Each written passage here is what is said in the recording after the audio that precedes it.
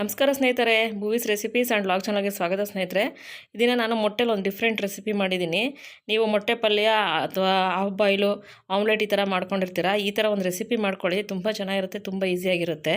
ಆಮ್ಲೆಟ್ಗೆ ಯಾವ ರೀತಿ ಪದಾರ್ಥ ಯೂಸ್ ಮಾಡಿದ್ರೆ ಅದೇ ಪದಾರ್ಥ ಸ್ನೇಹಿತರೆ, ಆದರೆ ಇದು ಮಾಡೋ ಸ್ವಲ್ಪ ಡಿಫ್ರೆಂಟು, ತುಂಬ ಚೆನ್ನಾಗಿತ್ತು. ಬನ್ನಿ ಮಾಡೋ ವಿಧಾನ ತೋರಿಸ್ತೀನಿ ನಾನು ನಿಮಗೆ ಇವಾಗ. ಮೊದಲಿಗೆ ಒಂದು ಬಾಣಲಿ ಇಟ್ಕೊಂಡು ಇದಕ್ಕೆ ಒಂದು 3 ರಿಂದ 4 ಟೇಬಲ್ ಸ್ಪೂನ್ ಎಣ್ಣೆ ಹಾಕ್ಕೊಂಡಿದ್ದೀನಿ. ನೀವು ಯಾವುದೇ ಕುಕ್ಕಿಂಗ್ ಆಯಿಲ್ ಕೂಡ ಹಾಕ್ಕೋಬೋದು. ಎಣ್ಣೆ ಕಾಯ್ದ್ಮೇಲೆ ಇದಕ್ಕೊಂದು ಅರ್ಧ ಟೇಬಲ್ ಸ್ಪೂನ್ ಜೀರಿಗೆ ಹಾಕ್ತಾಯಿದ್ದೀನಿ. ನೋಡಿ, ಜೀರಿಗೆ ಸಿಡ್ದಿದೆ. ಇವಾಗ ಒಂದು ದಪ್ಪದ ಈರುಳ್ಳಿ ಕಟ್ ಮಾಡಿ ಹಾಕ್ಕೊತಾ ಇದ್ದೀನಿ. ನಾನು ಇದನ್ನು ಒಂದು 3 ಜನಕ್ಕೆ ಮಾಡಿದ್ದೀನಿ. ಜಾಸ್ತಿ ಜನ ಮಾಡೋರು ಸ್ವಲ್ಪ ಜಾಸ್ತಿ ಕ್ವಾಂಟಿಟಿಲಿ ಈರುಳ್ಳಿ ಟೊಮೊಟೊ ಎಲ್ಲ ಹಾಕೋಬೇಕಾಗುತ್ತೆ. ಒಂದು ದಪ್ಪ ಈರುಳ್ಳಿನ ಈ ಥರ ಸಣ್ಣ ಕಟ್ ಮಾಡ್ಕೊಂಡು ಹಾಕ್ಕೊಂಡಿದ್ದೀನಿ.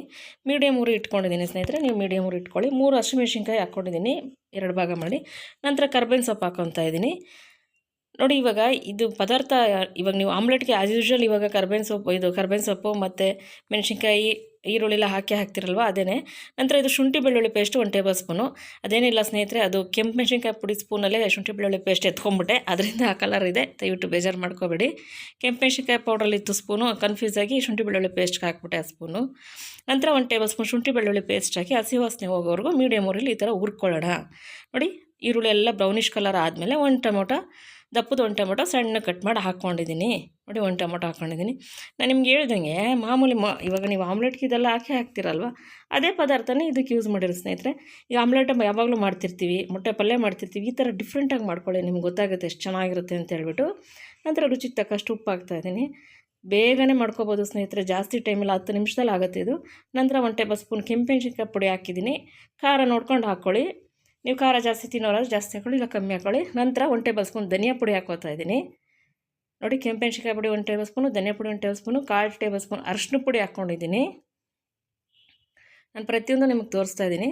ಇಲ್ಲಿ ಮತ್ತೆ ಒಂದು ಅರ್ಧ ಟೇಬಲ್ ಸ್ಪೂನು ಗರಂ ಮಸಾಲ ಹಾಕ್ಕೊಂಡಿದ್ದೀನಿ, ಅರ್ಧ ಟೇಬಲ್ ಸ್ಪೂನು. ನಂತರ ಇದನ್ನು ಸ್ವಲ್ಪ ಬೇಳೆ ಸಾರು ಪುಡಿ ಹಾಕ್ಕೊಂಡಿದ್ದೀನಿ, ಒಂದು ಅರ್ಧ ಟೇಬಲ್ ಸ್ಪೂನ್ ಬೇಳೆ ಸಾರು ಪುಡಿ ಹಾಕ್ಕೊಂಡಿದ್ದೀನಿ ಸ್ನೇಹಿತರೆ. ಗರಂ ಮಸಾಲ ಅರ್ಧ ಟೇಬಲ್ ಸ್ಪೂನು, ಅರ್ಧ ಟೇಬಲ್ ಸ್ಪೂನ್ ಬೇಳೆ ಸಾಂಬಾರು ಪುಡಿ ಹಾಕ್ಕೊಂಡಿದ್ದೀನಿ. ನಾನೆಲ್ಲ ಪದಾರ್ಥಗಳು ಎಷ್ಟೆಷ್ಟು ಅಂತ ಈ ಟೈಮಲ್ಲಿ ಉರಿ ಸಣ್ಣ ಮಾಡ್ಕೊಂಡು ಹುರ್ಕೋಬೇಕು. ಉರಿ ಜೋರು ಮಾಡಿಬಿಟ್ರೆ ನಾವಕ್ಕಿರೋ ಪುಡಿ ಎಲ್ಲ ಸೀದೋಗ್ಬಿಡುತ್ತೆ. ಉರಿ ಸಣ್ಣ ಮಾಡ್ಕೊಂಡಿದ್ದೀನಿ, ಫುಲ್ ಸಿಮ್ ಮಾಡ್ಕೊಂಡಿದ್ದೀನಿ. ನಂತರ ಇದಕ್ಕೆ 4 ಮೊಟ್ಟೆ ಒಡೆದಾಕ್ತಾಯಿದ್ದೀನಿ. ನೋಡಿ ಎಷ್ಟು ಬೇಗ ಆಯಿತು, ನೀವೇ ನೋಡೋರಲ್ವ ಎಷ್ಟು ಈಸಿಯಾಗಾಯಿತು, ಎಷ್ಟು ಚೆನ್ನಾಗಿರುತ್ತೆ ಗೊತ್ತಾ ಇದು. ನಿಜವಾಗ್ಲೂ ಅಷ್ಟು ಟೇಸ್ಟ್ಫುಲ್ಲಾಗಿರುತ್ತೆ. ನೀವು ಒಂದು ಸತಿ ಟ್ರೈ ಮಾಡಿ ನೋಡಿ ಹೆಂಗಿರುತ್ತೆ ಅಂತ ನೀವೇ ಹೇಳ್ತೀರಾ.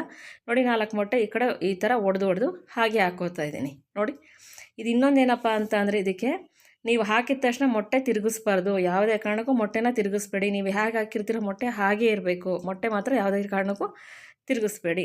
ಮೇಲ್ಗಡೆ ಸ್ವಲ್ಪ ಕೊತ್ತಂಬರಿ ಸೊಪ್ಪು ಉದುರಿಸ್ತಾ ಇದ್ದೀನಿ. ನೋಡಿ, ನಾನಿವಾಗ ನೋಡಿದ್ರಲ್ಲ, ಇವಾಗ ಉರಿ ಸಿಮ್ಮಲ್ಲೇ ಇರಲಿ ಸ್ನೇಹಿತರೆ, ಜೋರು ಉರಿ ಮಾಡಬೇಡಿ. ಸಿಮ್ಮಲ್ಲಿ ಇಟ್ಕೊಂಡು ಮುಚ್ಚಿಬಿಟ್ಟು ಒಂದು 5 ನಿಮಿಷ ಬೇಯಿಸ್ತೀನಿ ಸಿಮ್ಮಲ್ಲೇ. ನೋಡಿ, 5 ನಿಮಿಷ ಆಗಿದೆ. ಯಾವ ರೀತಿ ಕಲರ್ಫುಲ್ಲಾಗಿ ಕಾಣ್ತಾ ಇದೆ, ನೀವೇ ನೋಡಿದ್ರ. ಎಗ್ ರೆಸಿಪಿ ನಿಜವಲ್ಲ, ಇದಕ್ಕೆ ಏನು ಹೆಸರು ಅಂತ ಗೊತ್ತಿಲ್ಲ, ಡಿಫ್ರೆಂಟಾಗಿರಲಿ ಅಂತ ಮಾಡಿರೋದು. ನೀವೇನಾದ್ರು ಹೆಸ್ರು ಕೊಟ್ಕೋಬೋದು. ನಂತರ ಇದಕ್ಕೆ ಮೇಲ್ಗಡೆ ಕಾಳು ಮೆಣಸಿನ ಪುಡಿ ಉದುರಿಸ್ತಾ ಇದ್ದೀನಿ. 1 ಟೇಬಲ್ ಸ್ಪೂನ್ ಕಾಳು ಮೆಣಸಿನ ಪುಡಿ ಮೇಲ್ಗಡೆ ಉದುರಿಸ್ತಾ ಇದ್ದೀನಿ. ನಾನೇ ಕುಟ್ಕೊಂಡಿದ್ದೆ ಕಾಳು ಮೆಣಸಿನ್ಕಾಯಿ ಪುಡಿ ಮೇಲ್ಗಡೆ ಉದುರಿಸ್ತಾ ಇದ್ದೀನಿ, ಪೆಪ್ಪರ್ ಪೌಡ್ರ್ ಅಂತ ಅಂದ್ಕೊಳ್ಳಿ. ಇದನ್ನು 4 ಭಾಗ ಮಾಡಿದ್ದೀನಿ. ನೋಡಿ, 4 ಭಾಗ ಮಾಡ್ಕೊಂಡು ಈ ಥರ ಮೆತ್ತಗೆ ತಿರುವಾಕೋಬೇಕು. ಮುಖ ದೂರ ಇಟ್ಕೊಂಡು ತಿರುವಾಕೊಳ್ಳಿ. ಈ ಥರ ನೋಡಿ, ಮೆತ್ತಗೆ ತಿರುವಾಕೋತಾ ಇದ್ದೀನಿ. ತಿರುವಾಕೊಂಡು ಒಂದು 5 ನಿಮಿಷ ಸಿಮ್ಮಲ್ಲಿ ಬೇಯಿಸೋಣ. ನೋಡಿದ್ರಲ್ಲ. ನೋಡಿ, ಅನ್ನು ಕೂಡ ಕಲ್ಸ್ಕೊ ತಿನ್ಬೋದು ಸ್ನೇಹಿತರೆ. ಇದನ್ನು ಇಲ್ಲ ರಸನ ಮಾಡ್ಕೊಂಡ್ರೆ ಸೈಡ್ ಡಿಶ್ಶಾಗಿ ನೆಂಚ್ಕೊಳ್ಳೋಕ್ಕೆ ಇಟ್ಕೋಬೋದು, ಅಥವಾ ಮುದ್ದೆ ಸಾಂಬಾರು ಇದ್ದರೆ ನೆಂಚ್ಕೊಳ್ಳೋಕೆ ಈ ರೀತಿ ಮಾಡ್ಕೋಬೋದು. ನಿಮ್ಮ ಆಮ್ಲೆಟ್ ಎಲ್ಲ ಮಾಡೋ ಬದಲು ಈ ಥರ ಮಾಡಿಕೊಂಡ್ರೆ ತುಂಬ ಚೆನ್ನಾಗಿರುತ್ತೆ. ನೋಡಿ, ತಿರುವಾಕ್ಬಿಟ್ಟು ಒಂದು 5 ನಿಮಿಷ ಬೇಯಿಸಿದ್ದೀನಿ ನಾನಿವಾಗ. ನೋಡಿ, ಮತ್ತೆ ತಿರುವಾಗ್ತಾಯಿದ್ದೀನಿ. ಸಿಮ್ಮಲ್ಲೇ ಮಾಡಬೇಕು ಇದನ್ನು. ನೋಡಿ, ಎಷ್ಟು ಎಮ್ಮೆ ಕಾಣ್ತಾ ಇದೆ, ನೀವೇ ನೋಡಿದ್ರಲ್ವ. ತುಂಬ ಚೆನ್ನಾಗಿತ್ತು. ನನ್ನ ಮಗ ಸಖತ್ತಾಗಿದೆ ಅಂತ ಹೇಳ್ಬಿಟ್ಟು ತಿಂದ. ಫಸ್ಟ್ ಟೈಮೇ ನಾನು ಮಾಡಿದ್ದು ಈ ಥರ ನೋಡೋಣ ಅಂತ ಹೇಳ್ಬಿಟ್ಟು. ನೋಡಿದ್ರಲ್ವಾ ಎಷ್ಟು ಚೆನ್ನಾಗಾಗಿದೆ. ಇವಾಗ ಈ ಮೇಲ್ಗಡೆ ಸ್ವಲ್ಪ ಗಾರ್ನಿಷಿಂಗ್ ಕೊತ್ತಂಬರಿ ಸೊಪ್ಪು ಹಾಕ್ಬಿಟ್ಟು ಸ್ಟವ್ ಆಫ್ ಮಾಡಿಬಿಟ್ಟಿದ್ದೀನಿ. ಇದಕ್ಕೆ ನಾನು ಮಾಮೂಲಿ ರಸಮ್ ಅನ್ನ ಮಾಡಿದ್ದೆ. ಅನ್ನ ಮಾಡಿ ಈ ಮಳೆಗಾಲಕ್ಕೂ ಚಳಿಗಾಲಕ್ಕೂ ಸೂಪರಾಗಿರುತ್ತೆ ನಿಜವಾಗ್ಲೂ. ರಸ ಮಾಡಿ ಅನ್ನ ಮಾಡಿ ಇದಕ್ಕೆ ನೆಂಚ್ಕೊಳ್ಳೋಕೆ ಮಾಡಿದ್ದೆ ನಾನು. ಈ ರೆಸಿಪಿ ತಮ್ಗೆ ಇಷ್ಟ ಆಗಿದರೆ ಲೈಕ್ ಮಾಡಿ, ಶೇರ್ ಮಾಡಿ, ಸಬ್ಸ್ಕ್ರೈಬ್ ಮಾಡ್ಕೊಳ್ಳಿ, ನಿಮ್ಮ ಫ್ರೆಂಡ್ಸ್ಗೆಲ್ಲ ಶೇರ್ ಮಾಡಿ, ಪ್ಲೀಸ್ ಸಪೋರ್ಟ್ ಮಾಡಿ. ದಯವಿಟ್ಟು ವಿಡಿಯೋ ನೋಡಿ. ಈ ವಿಡಿಯೋ ಇಷ್ಟರಂತೆ ಲೈಕ್ ಕೊಡಿ. Thank you for watching.